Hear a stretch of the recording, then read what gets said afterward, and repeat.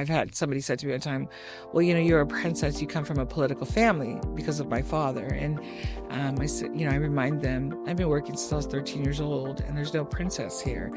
What there is a hard-working mom and a woman, who is educated and has worked very hard.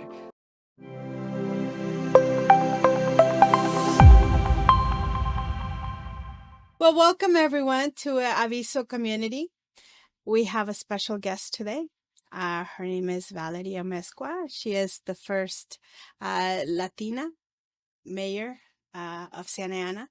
And we're so happy that she's joining us today. Thank you. Good morning. Thank you very much for inviting me. The very first guest, I feel honored. Oh, no. Thank you. We're honored to have you here. So, Valerie, I've learned a little bit about you. I know you're the first Latino mayor of Santa Ana. And I know you've brought a huge background to the table. Yeah, it's interesting, right? It's yes, very first Latina elected, also the very first woman, right? So I always use that in combination. It took 153 years for a woman to get elected in the city of Santa Ana. So it's an honor to serve this community. And my family's been here for quite some time, a long time. My grandmother came here from Guadalajara. My dad's mom immigrated from Guadalajara, and then my father followed when he was a small boy. My mom's side is from here, and I come from a very large family. It's probably why I'm kind of loud and I laugh loud, and Latinos will tend to be that way. Don't worry. Yeah. So, but yeah, I was raised by my grandmothers. My mom and my father were teen parents, and so my grandmother, mostly my maternal grandmother, but both of them raised me. And so my aunts and uncles are like my siblings. I'm the first granddaughter on my mother's side of 134 grandchildren and great-grandchildren. Wow. So when I say I come from a big family, you're not lying. No, I'm not lying. And then, of course, my dad's side is a little smaller, but, we have deep roots here in Garden Grove, Corona, all over. But family is very important to me. So I spent 30 years with the Orange County Probation Department as an officer. It was 30 years of great experience, and I saw a lot of good, and I also saw a lot of bad. And so it's kind of made me who I am today. Yeah, I'm remarried to a wonderful man, and my kids are grown. And so as the mayor, it's nice to meet people that, one, know my family, or I run into people that I know from the probation department, or people that I have even incarcerated, but now they're doing wonderful. So that always makes me very proud to know that, they've changed their lives, because I believe that people can change their lives. What a wonderful background. I mean, I think you connect also with the people here in Santa Ana. The Latino community is one of the largest population here in Santa Ana. That is correct. We are the largest immigrant community following Los Angeles. Everybody wants to come here for our Fiesta Patrias, because our Noche de Tardes, because it's so popular, and we celebrate. We have great celebrations here in our city. But it's not just the Latino community. Santa Ana has such amazing history. I was at an event last weekend. I was talking to a Santa Ana officer who grew up here and now works here. And so he's a little older than me, and he was sharing some history. Like, I learned that Lucille Ball and Desi Arnaz had a summer home right across the street from Willard Intermediate. I never knew that. So I always learn new things. I know about the Segerstrom family, the Spurgeon family, the different families that started Santa Ana, right? Yeah. And then as we've grown and developed, yes, we are a predominantly Latino community, but there's so much rich history here. It is. There is. What made you think about getting in politics and be? I mean, I don't think you woke up one day and said, "Hey, I just want to be the mayor of Santa Ana." There must have been something that triggered in your head and said, "Hey, I want to make a change. I want to do something different here." Tell me a little bit about that. So I ran for school board for the first time in 2008. My son was attending Santa Ana High School. I moved back into the city, single mom, and enrolled my son in Santa Ana. I said, "You have a choice, Mater Dei." Grandpa Alfred said, "Mater Dei," and he said, "No, Santa Ana." He wanted to wrestle. So Coach Glab at that time was the coach, amazing man. And so I was assigned at that time to what we call the target unit, which is a tri-agency gang enforcement team. First, only woman on a 9-man team. So that's a different story someday. I spent a lot of my career in gangs and suppression and organized crime, domestic violence, and sex crimes. So, I was at work one day and the assistant principal of discipline called me and said, "We're suspending your son. He's a gang member. We don't allow that here." And I said, "What?" Okay, I'm on my way. And at that time, I would wear just a t-shirt and, my gun and my badge underneath my shirt and jeans and boots. And so I get there and I walk into the discipline office and there's all these mamas, that non-English speaking moms with their sons and their socks pulled up to their, some of them had their socks up to their knees. But there was no girls. It was just all boys. And so I walked in and I said, "Hi, I'm Michael's mom." I'll say his name because I tell a story. He gets really embarrassed, but he is my motivator, why I ran for office. And so they said, "Oh, he's in there with the assistant principal." So I go in, I said, "Hi, what's the problem?" "Well, he's wearing gang attire, so he's suspended for 3 days." And I said, "He has on a rock star shirt." And mind you, I'm new to the Santa Ana High School. I never had a problem before at any other school. So with any of my children, so I was like, "That's not gang attire. That's a drink. It's an energy drink. It's Rockstar." "Well, we have a zero tolerance here. He can't wear that shirt. So we're going to suspend him for 3 days." "Oh, well, you said gang attire. My son's not a gang member. We're going to suspend him." It was very rude, very offensive. And he looked at me the way I was dressed. And I think he assumed I was somebody or something else. Right. I said, "Well, can I have his homework for 3 days?" And I didn't argue or try to challenge the suspension. He said, "No, when he gets back, he can catch up." I was like, "Well, can you give me a minute?" So I asked my son to leave the room and I said, "I would really like his homework. I don't want him to get, behind. And, he's not a gang member. That's a rock star shirt." I said, "My son surfs and rides dirt bikes. I've never even had to worry about that." And he was not very professional with me. I said, "Okay." So I left and, my son, of course, don't embarrass me. Oh my God. I said, "No, okay, I won't embarrass you." And so then a couple of weeks go by and they call me again and they said, "We're suspending your son again." So now this time I was a little upset and, my sergeant at the time said, "Do you want us to go with you?" And I said, "No, I'm gonna go by myself." And it's kind of like a joke. And he was like, "Well, you should leave your gun here." And I was like, "No, I'm fine. I'm going to go." So I get there and I said, "What's the problem now?" Well, he shaved his head and he has socks that are inappropriate. And he had on his socks, the fox, they went up to his ankle and it was a fox for dirt bikes. I said, "That's dirt bike attire. He can't wear anything like that." And he shaved his head. So then I pulled out my business card and I gave it to him and he looked at me kind of funny. And I said, "My son's not a gang member. The definition of a gang is," and I, quoted it to him per the penal code.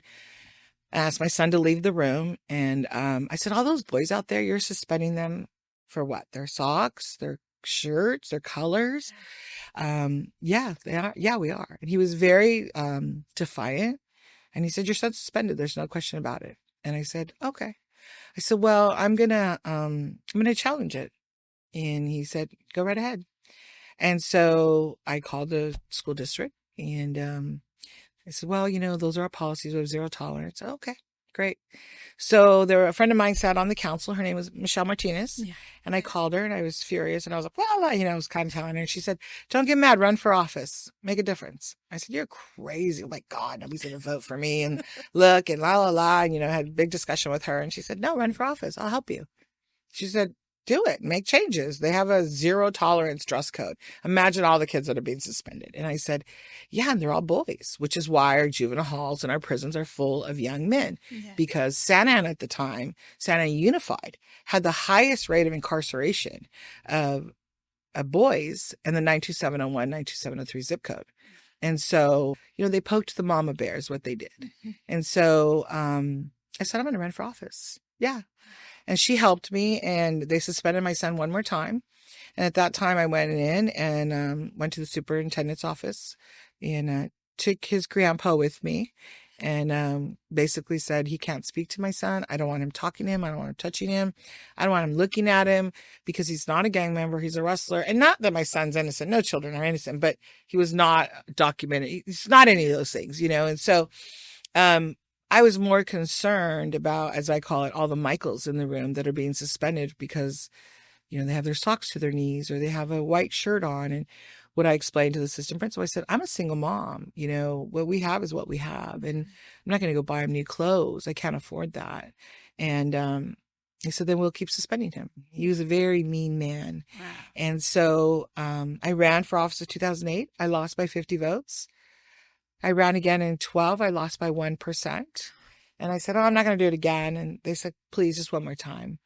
And by that time, my son was, signed in college and on his way. And he's like, Mom, why? And I said, because of all the Michaels. Imagine all the young boys that are being suspended because of their clothing. So what were we doing? We're setting them up to fail, right? Right. So again, that's why our prisons back in the day, and they're not as overpopulated now, but they were. And if you go in and talk to them, they'll tell you it started in elementary school, 5th, 6th grade, all the way up through high school. They get lost and end up, they do end up joining gangs or doing things that end them up in prison. And so I ran again in 2014. I said, it's my last time. And dear Lord, if you want it to happen, it's going to happen. And so I won, and I changed the dress code. I got the votes from the other board members. We changed it, created a matrix. Because as we know, some families, their best dressed Sunday clothing is a white shirt or a blue shirt and Right. shorts or socks. I don't think we should be so strict about, that's a gang color, that's this, that's that, unless you can prove that that child is truly a gang member, right? But then it's let's address the issue. Let's not tackle just the clothing. It's just one small piece of the issue. So the assistant principal retired when I won. Within 2 weeks, I did not push him out. Never even had a conversation with him, but he retired. I was happy that he retired because I think he hurt a lot of children along the way, not physically, but just created some stress and some things about the way they dressed, and for the moms too, because you have non-English speaking moms that were like, they didn't understand the process. That's right. So I ran in 2014, and then I ran again in 2018, and I won re-election. And then they changed some boundaries in the school district, so I couldn't run again. But before I left, I worked with some of the staff and some of the community, and we created what is called now the wellness centers at Santa Ana. I always say they're my legacy. And then we had our staff trained to become what we call FACE staff, family and community engagement. Mm-hmm. And so they're wellness centers. We had parent centers, but wellness centers is more holistic. So you bring in the medical, dental, vision, mental health, counseling, tutoring. It should be a one-stop place. And so that's what they have created, the wellness centers. So when I left, I was happy to see that we have 57 wellness centers, and we still have them now at the district. So I was done at the school district, and I absolutely loved being on the school district. I think being a school board member is one of the most important positions somebody can hold, because education is key to the success of our children. And then I was at dinner at the House Lodge with my husband and two of my closest friends and their husbands.